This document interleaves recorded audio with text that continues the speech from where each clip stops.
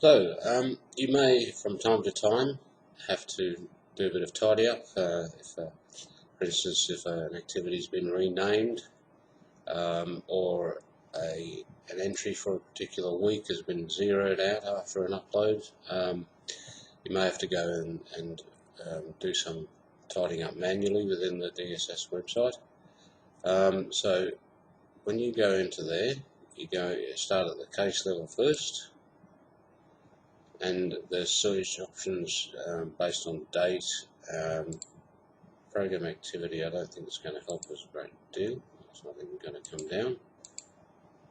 Need an outlet first, so you can search by outlet, but everything's settlement grants anyway, so it's unlikely that that will help you. You can put in directly put in a case ID if that's known, and there's also date ranges, and it's unlikely that that one's going to help you either, since you're going to be using the same login all the time. So once you've specified any criteria, if any, that you have, and you don't need to fill any out, you will see your cases here. Now, quite often the most frequent thing is that you're going to be deleting a session, and you have to drill down onto that. So go into the case of relevance, whichever one that might be, and it will give you a list of sessions associated with that case. Now, for instance, if we find that term 3, week 4 had been zeroed out, and that 3-4 will indicate the term and the week. Obviously, when it gets up to 10, it can't put 10 in because there's a restriction on the size. So A is 10, week 10, B is week 11, C is week 12, and D is week 13. So that tells you the week we're looking at plus the session date, obviously.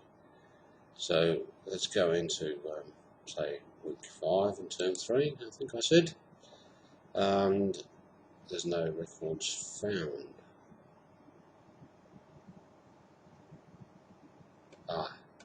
It's locked it down because it's outside the data entry reporting period.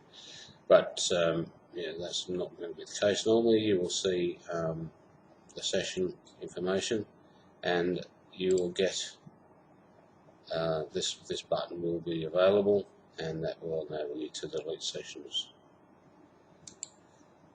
If the whole case has to go because it's wrong, then you must first delete all the sessions associated with that case. So you need to go into each one, delete session, confirm, go back, go into the next case, delete, and then you will be able to use the delete case button to delete the case. You can also edit things if the change is minimal, rather than doing a fresh upload. So there's the option to make amendments into here. So there's an edit button there. You can change dates. You can't change the case ID, but you can change this information that's in these levels here. So there you are. That's a brief guide to making changes onto the DSS data. Thank you.